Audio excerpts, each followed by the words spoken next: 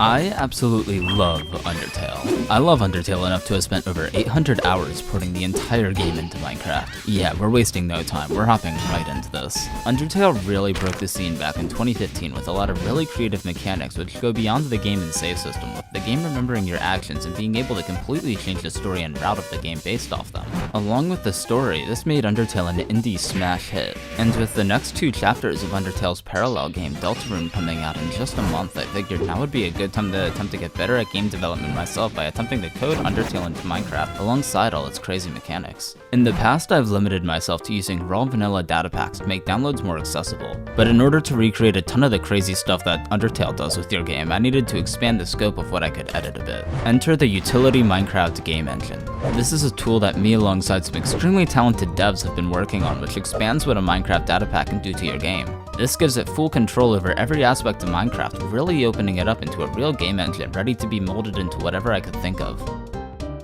It doesn't only open up data packs though, it also has a major overhaul to resource packs, giving you full access to Blockbench's wide array of tools. Blockbench is the Minecraft modeling software, but there are a ton of limits they put in place to restrict what Minecraft devs can do to limit them to their specific art style. But the utility engine serves as a bypass, giving you full cube control but also unlocking other things like meshes, OBJs, and animations. Using this, I could really go all out to create Undertale's world inside of Minecraft. For the first room, I really wanted to make it feel like a Minecraft environment. I used a ton of regular Minecraft blocks to really make it feel more like Minecraft as opposed to Undertale's world, which uses no Minecraft blocks at all. This is more of a stylistic choice on my end, but I really like the idea of you falling into Undertale's world from Minecraft's one, which is why whenever you have access to the overworld and the very few segments of the game where you can see parts of the overworld, I use strictly Minecraft blocks. But meanwhile, while you're in the underground, I use strictly Undertale themed ones. As for the layout of these rooms, I wanted to keep the camera format in mind.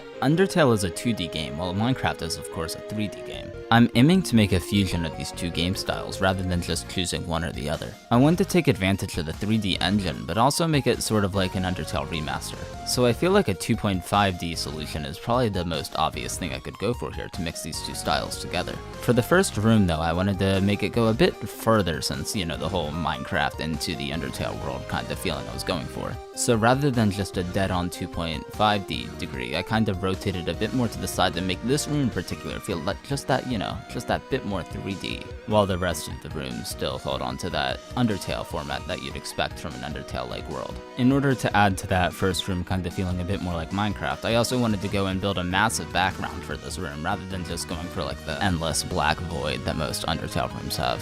But for the rooms that do have this void, I kind of made a black box around each of them, serving as like this kind of endless black void. It has 3 walls and a notable lack of one above and where the camera is coming from. This is to make sure sunlight can get in, but also that the camera can go as far back as needed. The reason sunlight is necessary is though, even because night vision makes this kind of irrelevant when just playing the game normally, I do want this map to have shader support. And shaders typically ignore a lot of these alternative lighting solutions that we can use with commands, so allowing natural light to get in is required for this to work. Inside these various void cubes that I set up, I've started porting over the exact layouts 1-to-1 from the original game. I'm able to pull this off using the Uncraftail map, which the creator has lent me to use as reference. It's a really cool recreation of the world from the base game. It even has the OG textures. This is a perfect reference for a project like this. For each room, I brought over the one from the base game, then making the changes needed to expand upon it for this new style. I even merged some rooms together where I feel like it would benefit the map, like for example in the hallway after Toriel's house. This is usually 4 rooms in the base game, but I merged it down to just 2 here to make it feel a bit more seamless. For the visuals, I teamed up with Temcheck to create a ton of custom art and models for the entirety of the ruins.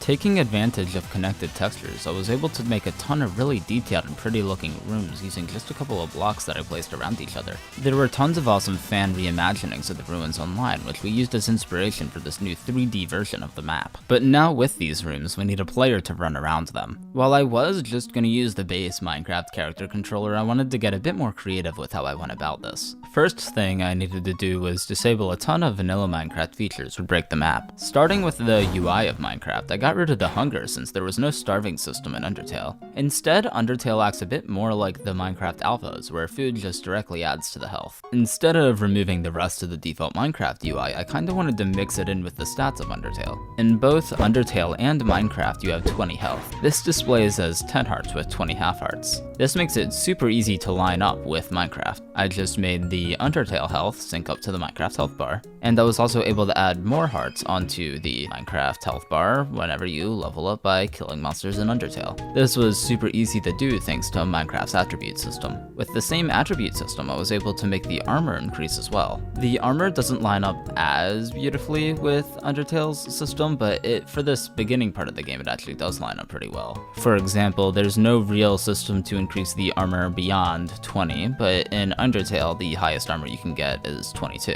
And yes, I know you can technically get upwards of 99 in the genocide route, but there's no real need to visualize that here because it doesn't really have any impact in gameplay. Nor is it actually identified like that in Undertale's stats. As for the EXP and LV, I was able to pretty easily sync that up with Minecraft's level system. I had to do some tricky math to get Undertale's EXP system to move alongside the XP bar in Minecraft, but this does a ton to really elevate the Minecrafty feel of the game. While I wanted to make this Undertale, I also wanted to make it very clear that you are still playing Minecraft. So by taking advantage of a bunch of these Minecraft UI features, it really helps, show that this is Minecraft you are playing here. I couldn't really think of a seamless way to add a bunch of the other UI features like gold or attack, but it's possibly something I could revisit in the future. Another cool thing I could try to do down the line is rework Undertale's inventory system to look a bit more like Minecraft's inventory system, and that really seemed like a lot of work to do for a part 1. I don't know, perhaps we could revisit it down the line. Next up was messing with the way that Minecraft moves. So in Minecraft, when you press F5, you enter a kind of third-person camera perspective where the camera is always anchored to the back of the player's head. For this, I kinda wanted to detach the camera from the back of the player's head, allowing the Minecraft player to move independently from the camera.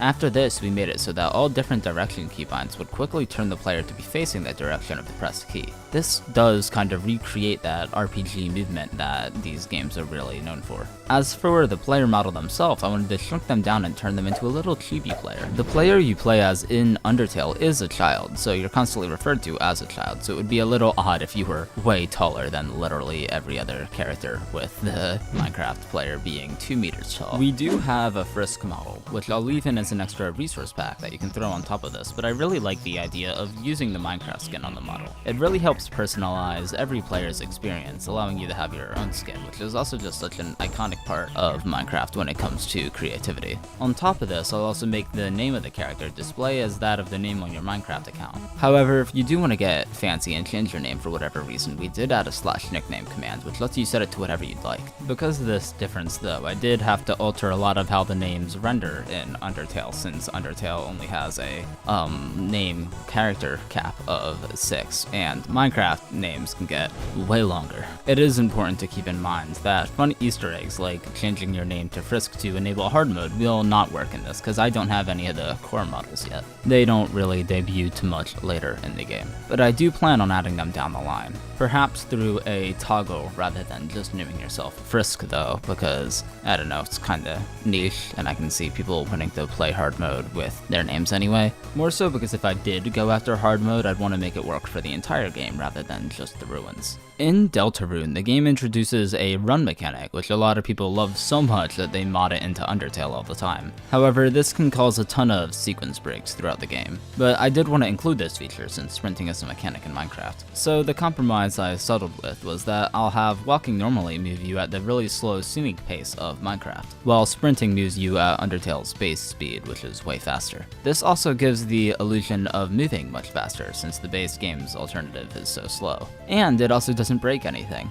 And this isn't me just trying to cope either, it really does feel really fast compared to Minecraft speed. Even though you're moving at the same speed, moving around in the Minecraft version does feel much faster because of the insanely slow alternative. Other actions like left clicking, right clicking, opening your inventory, modded zooming, climbing vines, and crouching have all been removed since they aren't really features in Undertale. Crouching could be fun, but I don't really have any keybinds left to include it since shift is one of the sprint keybinds alongside X. The reason I had to make sprinting shift is because left control is used to go back in the UI, also alongside X. One other fun thing to note is that if you hold the sprint keybind while in battle, it will actually cut your movement speed in half, allowing for more precise movement. This is, funny enough, actually in the base Undertale game as well, even though it's not really stated anywhere, so you just kinda need to find it out. I also wanted to add a cute animation for if you idle for a while, so I made a fun little sitting animation inspired by one of the Essentials motes. I actually loved this so much that I put it on a keybind so that you can sit down wherever you'd like. I also added an extra NPC to tell you how to sit. The Undertale NPCs are really funny in a sense that they are actually very aware of the fact that you are in a video game, to where they will directly tell you the key you need to press on your keyboard, and then make meta jokes to what that really means. Okay, wait, hold on. I realized I forgot to put a subscribe plug in here, so just bear with me for a sec. I'm just gonna say something like, did you know that when I say the word subscribe, the button below the video, the subscribe button, it glows? Wow, look at that. Very fancy, very shiny. But in all seriousness, if you really do want a free way to support, subscribing is literally like the best thing you could do for the channel, so if you wanna go do that. Okay, thank you. With a good character controller though, we need a good camera system to go alongside it. Utility has a really cool camera editing system which expands upon the tools that Bedrock offers for this exact same thing. It gives you full control to move, rotate, and position the camera wherever you see fit, whether that's attached or not attached to the player. But it lets you edit other things like interpolation, damping, and a drag system to make the camera feel really dynamic. Using this interpolation system, you can also make edits to the camera live while the player moves throughout the map. You can also lock the camera to a certain axis or a range of them, creating what Undertale does, where if you walk up to a wall, the camera will stop moving, but the player can walk past it. It took a ton of time manually coding the restraints and camera system for each of these rooms, but it really adds so much to the map to make it feel like a new game inside of Minecraft. Most of the map uses the same camera angle, but I actually rotated the camera ever so slightly in the first room, giving that 45-degree angle effect to make it look more 3D like I was talking about earlier. As for going between these rooms, I added a range of detection areas to each doorway. These also have a directional keybind which need to be pressed to progress to the next room. This then is followed by a quick fade to black, bringing you into the next location. The reason I put a directional keybind here is because I wanted to spawn the player in the same spot as the area where they can transfer between rooms. If a keybind wasn't required, it would just instantly send the player back and forth between rooms. But because of this keybind, it now makes it so I can spawn you in the same area, but it will only bring you back if you then press S or the back arrow key to move back. A lot of games use this technique, so I figured I'd introduce it here. And with that, we can now walk through and explore the entirety of Undertale's world. But at the moment, this is still a glorified walking simulator, so let's bring this recreation to life by adding all the gameplay, story, and mechanics.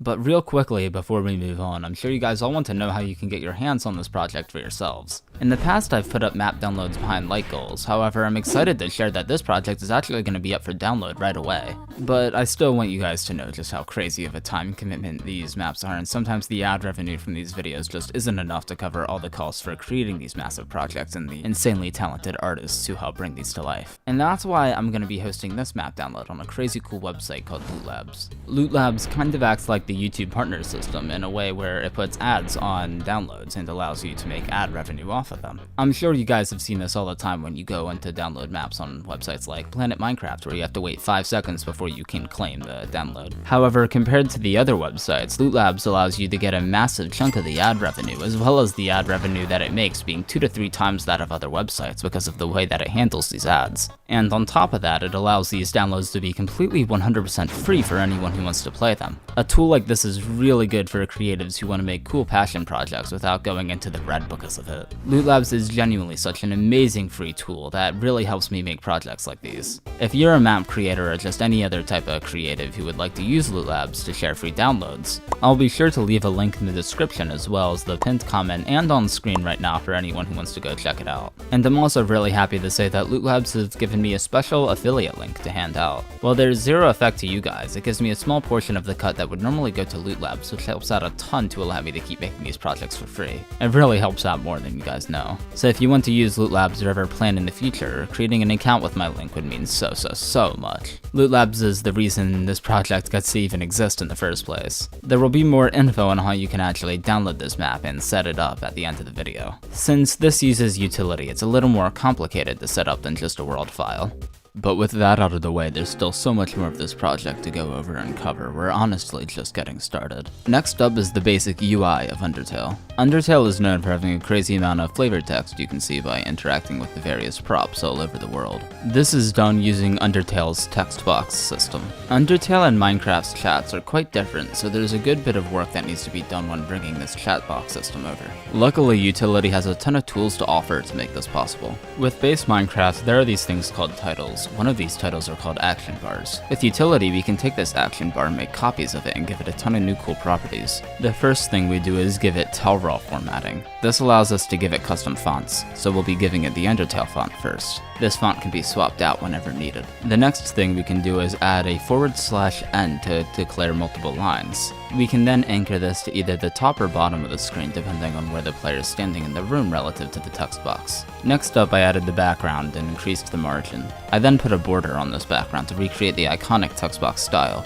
Utility allows us to set a defined width and line value, allowing us to make the box size consistent regardless of the text inside of it. In Undertale, the text types into the text box letter by letter. This is called a typewriter effect, which Utility text boxes let you apply. You can set 3 options for these typewriter effects. The first is the speed at which each letter types. The second is a sound to be played each time a letter is typed. And then lastly, you can set a pitch range for the sound to be played at. This lets us recreate that unique Undertale talking sound for each time a player speaks. And with the pitch variation, it lets you make it a bit more unique rather than just the same sound playing over and over. The way Minecraft handles sound is that you can actually have multiple sound files for just one sound type. That way, if you want to get multiple variations of sound in there, you can. That's why when you're mining something like a tree, the sound you hear is wood breaking. Even though it's one sound, you hear multiple variations of that sound. The final thing we need to complete the look are images. These come baked into Utility text boxes. You can define and adjust one to your liking to appear alongside the text. This also includes animated images, which let you make the various talking sprites for each character. Next up was making the ability to open these text boxes around the map. What I did was define a ton of different areas split and defined by the rune number which they were in.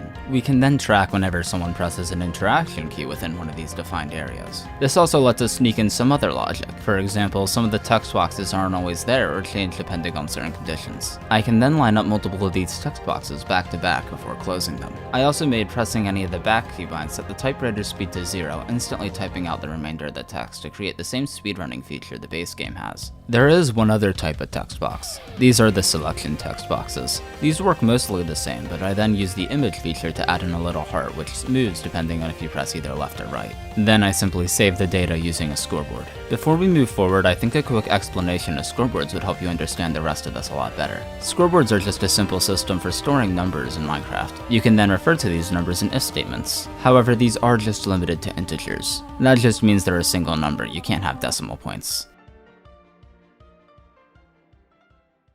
As cool as regular text boxes are, they only serve to add extra story on top of what goes on around them. So let's move on to cutscenes. Aside from text boxes, cutscenes also take advantage of overriding the player's movement as well as various model, animation, and environment changes. But before any of that, the biggest touch in Undertale that really helps it feel alive is the music. Toby Fox made one of the most memorable soundtracks of all time, which really elevates Undertale's storytelling to a new level. So it's imperative we make sure to recreate it here. Minecraft's sound system is rather limited, so some adjustments were necessary here. Via Utility, we were able to enable editing sounds while they were playing. We're able to adjust the pitch and volume as needed. But most importantly, this also gives us the ability to loop sounds in songs. Undertale takes advantage of these in multiple areas to make the music react to what's going on as you play. But just porting over the music isn't enough. In order to get that Minecraft remaster feel, the amazing YouTuber and massive friend of the channel NoteBlockMatt has come on to fully remaster all of Undertale's songs in Minecraft Noteblocks. This seriously enhances the map. The entire covered soundtrack is up on his channel, so go make sure to check it out and show him some support when you get the chance.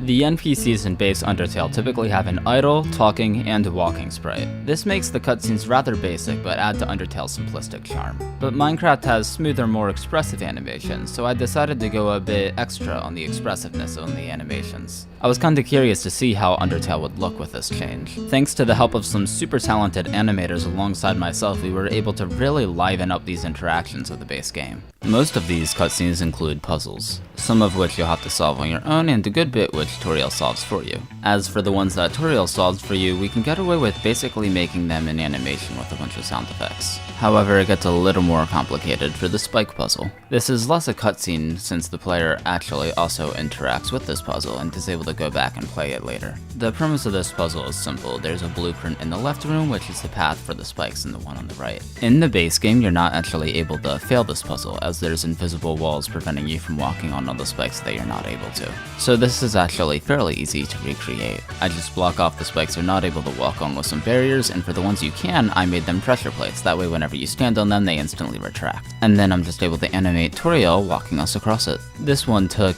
a while to get looking good, but I'm really happy with how it came out in the end. This pressure plate system is also really useful for the rest of the spikes throughout the game as well. Since you're not able to walk on them and there's barrier blocks there, you're not able to step on them to retract them. However, when they do retract, I can simply remove the barrier blocks and force the pressure plates to always be down. This is luckily super easy thanks to block states. As for the other types of puzzles, the first one's a simple switch puzzle. You press both of these switches, the screen shakes, and it retracts the spikes. These switches don't have sound effects in the base game, but I wanted to add the Minecraft lever sound since I felt it was fitting. Throughout this entire map, I tried to use a tasteful mix of both the OG Undertale sounds and a bunch of recognizable Minecraft ones where it fit. Next up is just a glorified room transition. There's these cracked blocks that appear in the middle of the room which you can then stand on, which makes the player spin down into the room below. Using utility, I can actually permanently put a break state on these blocks. This typically only appears when breaking a block, but I'm able to use it as decorative add-ons with utility. The next type of puzzle are these rock pushing ones.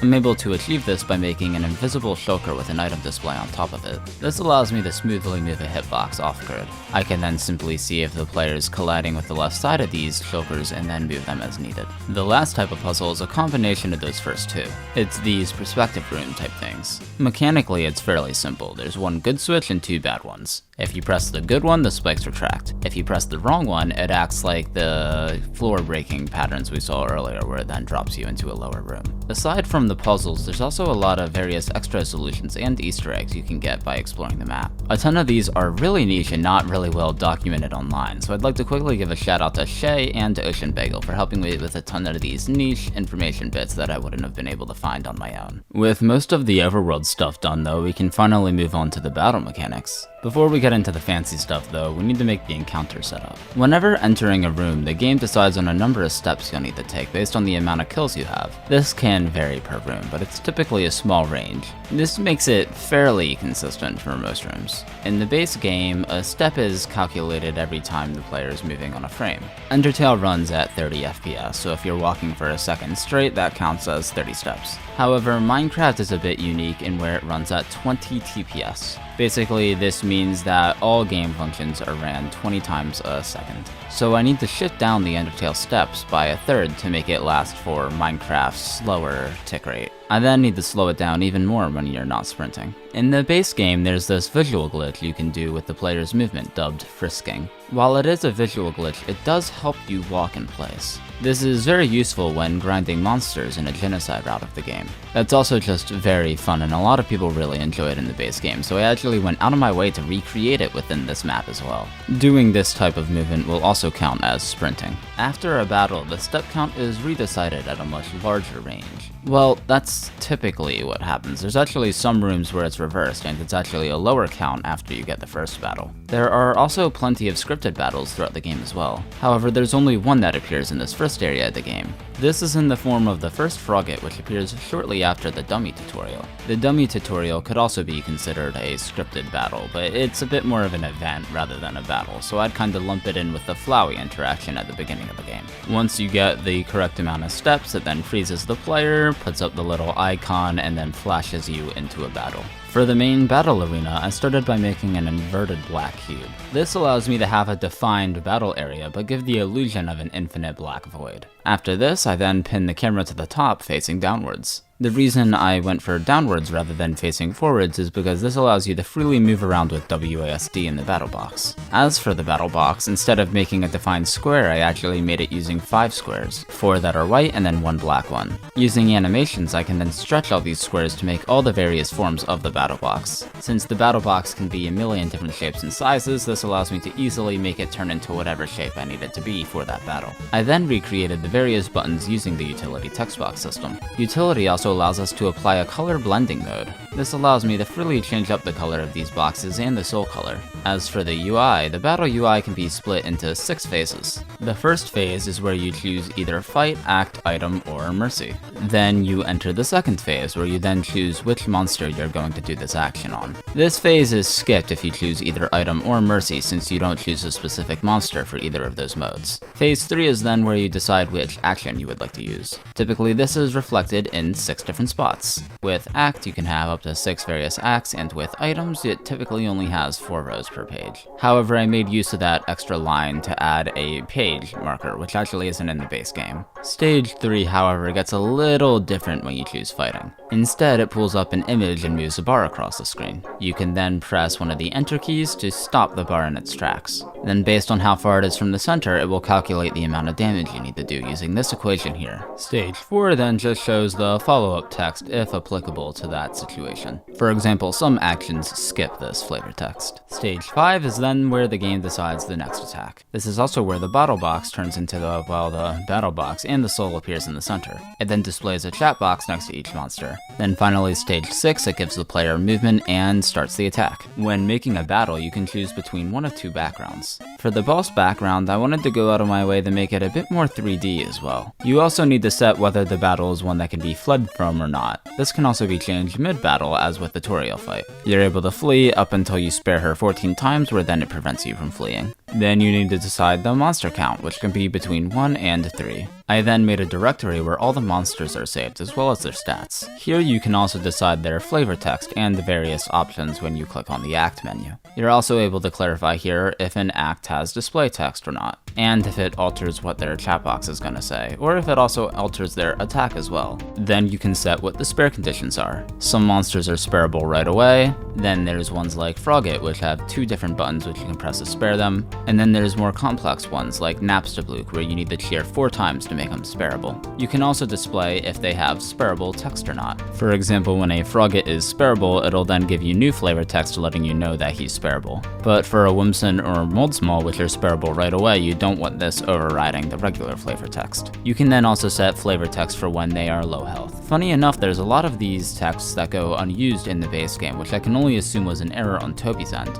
But these were all pretty well documented on the wiki, so I thought I might as well add them back in since it doesn't really lose anything. I also did this with a bunch of other flavor text throughout the game, like right before Toriel's fight, where there's alternative text for the genocide route that went unused in the base game. I thought this was a neat touch to make the map stand out. Lastly, you can then set where you want the monster to appear and where you want their chat boxes to appear. As for the health bars, you can choose between a regular health bar and a boss health bar. The way these health bars work are actually quite cool. The player and monster health bars are done using the same system. Using a text box, you're able to actually put no text at all and just use the background sliders. The way I did this was by setting a background scale and then editing the left margin to either increase or decrease based on a certain value. I can then edit the scale to make it be however long or short I want it to be. I can then simply hook up the left margin to a scoreboard being the enemy's health, and I'm able to dynamically alter the health bar. In the future, I might make a bit more of a dynamic health bar or progress bar system for utility, but this worked fine for this map. As for the actual attacks, these are made using snowballs, funny enough. Snowballs have this unique property of being able to easily be changed to any model using a render tag.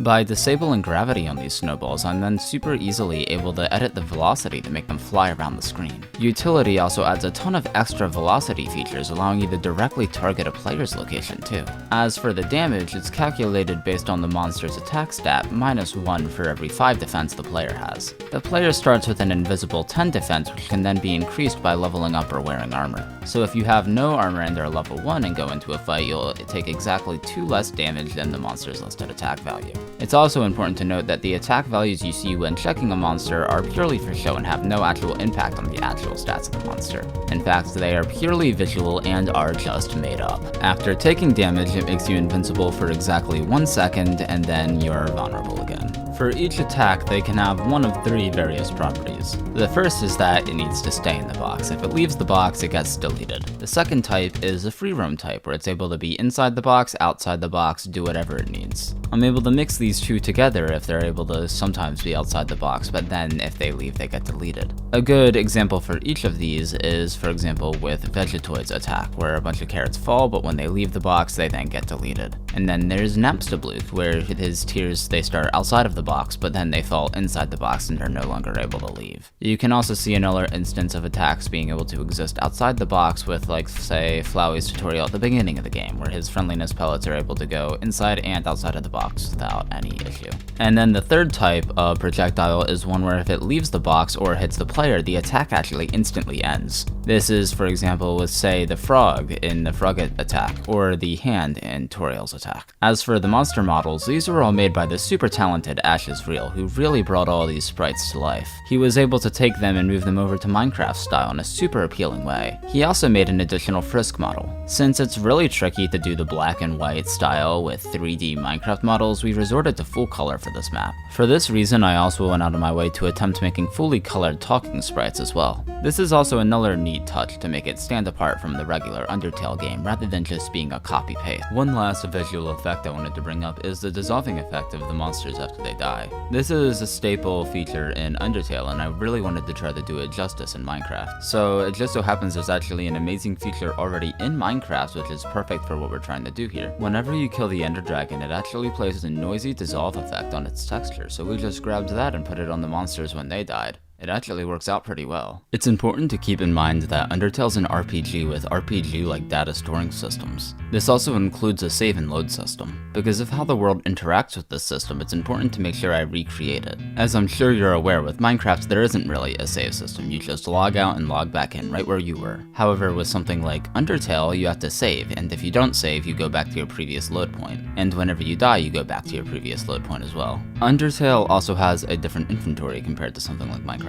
For a player's inventory in Undertale, you have 10 slots, 8 for your items, then 2 for your armor and weapon. These will all be represented as various scoreboards. Every single item will be given an ID, and then that ID can be given to each of these various scoreboards. I'll then store all the various data for each of the items in one big file. When it comes to the save and load system, the way I did this was by having 2 different types of scoreboards. A save scoreboard, a current scoreboard, and a save scoreboard. Pretty much every cutscene and progression is all done throughout scoreboards in the entire map. All items are done this way as well. That way, whenever I need to save a game, I can simply copy all of your current scoreboards over to the save scoreboard. And then whenever I need to load, I can just load the previous scoreboards. I can then track which save point you last saved at, and then make it so you simply teleport back there whenever you need to load. However, that isn't enough for Undertale. Undertale is really unique in the fact that it can remember things across save files. For example, if you kill Toriel, reload, and then spare her, Flowey will be able to call you out on it. In order to make this, I needed to make a different type of values as well. These are called game values. While scoreboards are saved in the world folder, game values are saved in the game folder. This also means these can be accessed across multiple different worlds. This allows us to create a really cool effect in that Flowey will be able to remember what you did in different Minecraft worlds and call you out on it in a new one. So for example, if you make a game and then kill Toriel,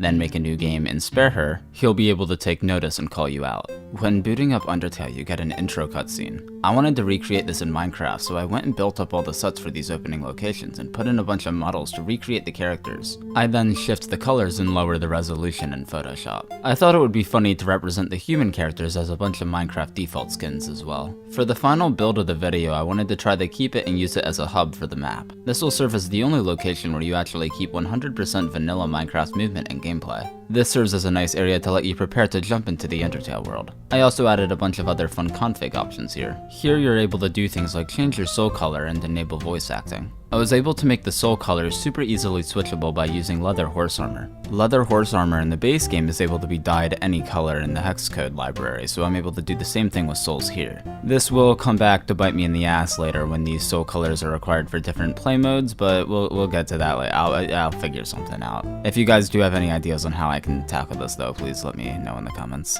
As I mentioned before, there will also be voice acting included in this map. I wanted to try to make the experience a bit more immersive, so I had a bunch of YouTuber pals of mine come on and voice all the main characters.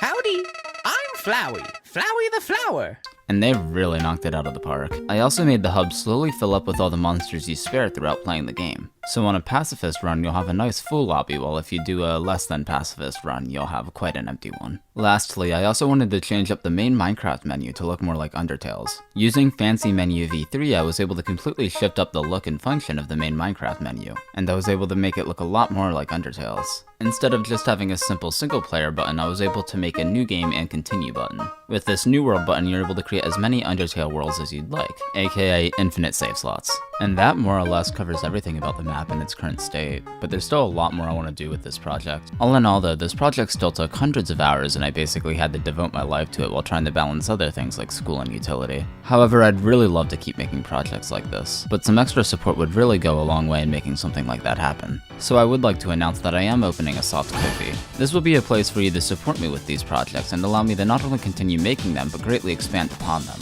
I have so many other cool things I'd like to add with this project, like introducing multiplayer, other game modes, a battle creator, and maybe even shift the gameplay to be more like some stuff Undertale Plus is doing with its deltarune battles. And of course there's going to be the development of the utility engine as well, which I haven't really officially announced yet, but I'll get around to it sooner or later. The quickest and easiest way to explain utility is it'll allow Java maps to have the same amount of polish as Bedrock ones. And at the moment Bedrock's kind of getting all the cool shit, so it would be cool to have some amazing projects on Java as well. So if you'd like to make that a reality, please go check out the Ko-fi. No pressure, of course. I'll also go out of my way to give Ko-fi supporters early access to map downloads, mod files, beta testing, and a lot more as well. That will be linked below. Also, for this new generation of maps, I'm going to be opening up a brand new Discord server. I'm hoping it can act like a kind of hub for this new wave of fresh utility maps and projects. So if you want to keep up with all this, that's probably the best place to join. As for downloading the map, it will be hosted on a Modrent instance, making the downloading really easy. It essentially acts as a second Minecraft directory to your main one, allowing you to have all the mods and files set up ready to go upon launch without interfering with any of your main ones. All you gotta do is download the file from the link in the description, double click it with the Modrent launcher installed, and yeah, that's really all you have to do, you just click play.